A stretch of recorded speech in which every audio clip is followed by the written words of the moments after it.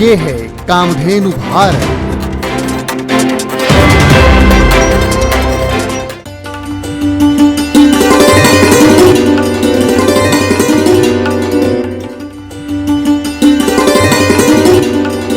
वंदे गो मातरम।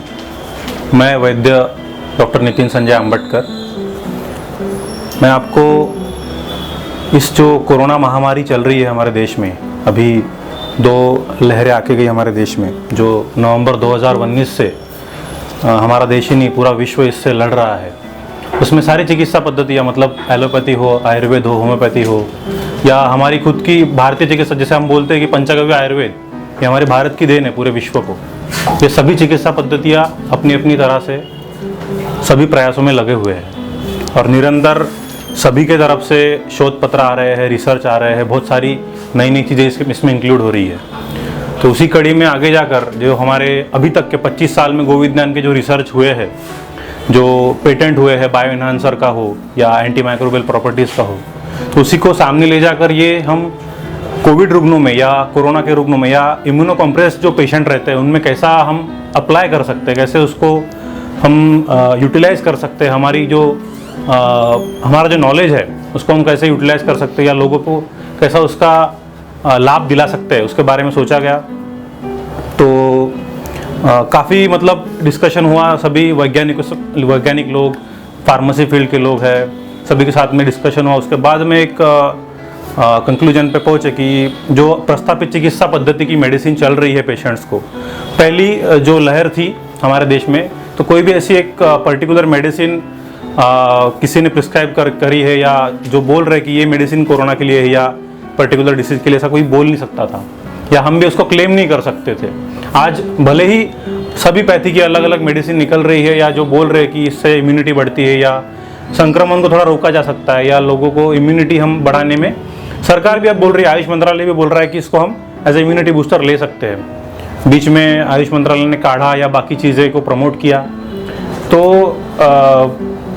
वही एक चीज़ है कि जो शुरुआत में हमने कम पेशेंट पे, लेकिन एक ट्रायल बेसिस पे जो प्रस्तावित चिकित्सा पद्धति की मेडिसिन है उसके साथ में ही पंचगव्य आयुर्वेदिक औषधियाँ शुरू करवाई, तो उसके बहुत ही समाधानकारक और संतोषजनक रिजल्ट हमें दिखे।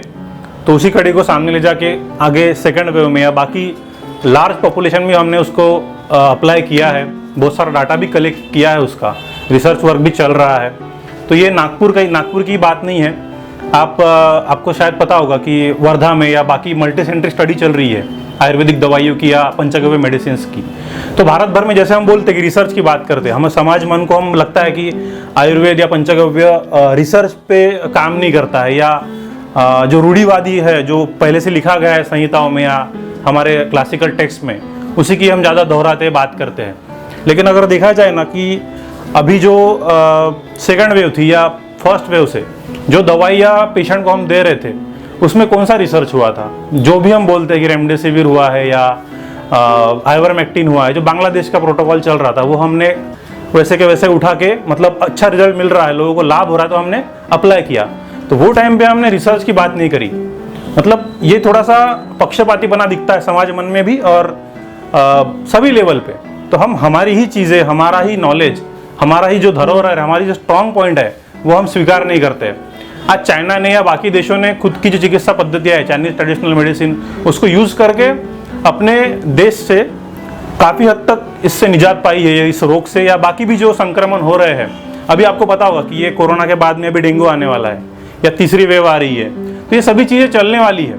जब तक हमारी इम्यूनिटी, हम जो रोग प्रतिकार शक्ति बोलते हैं, वो जब तक हमारी स्ट्रांग नहीं रहेगी, मजबूत नहीं रहेगी, तो ये आने वाले संक्रमण, आने वाले दिनों में या जो सामने हमारे खड़े हैं संक्रमण, वो तो आने ही वाले हैं। लेकिन इन सबको अगर दूसरे वे से अगर देखा जाए तो हमने अगर खुद को स्ट्रांग कर लिया, खुद को मजबूत कर लिया, हमारे पास जो धरोहर है, हमारी जो मेडिसिन है, उन्हीं को हमने अगर अपना के अगर अच्छे से यूटिलाइज किया और भारत भर में लार्ज स्केल में, भारत भर में बहुत ज़्यादा स्केल में इसको अगर यूटिलाइज किया तो बहुत ज़्यादा इसका इफेक्ट पड़ सकता है।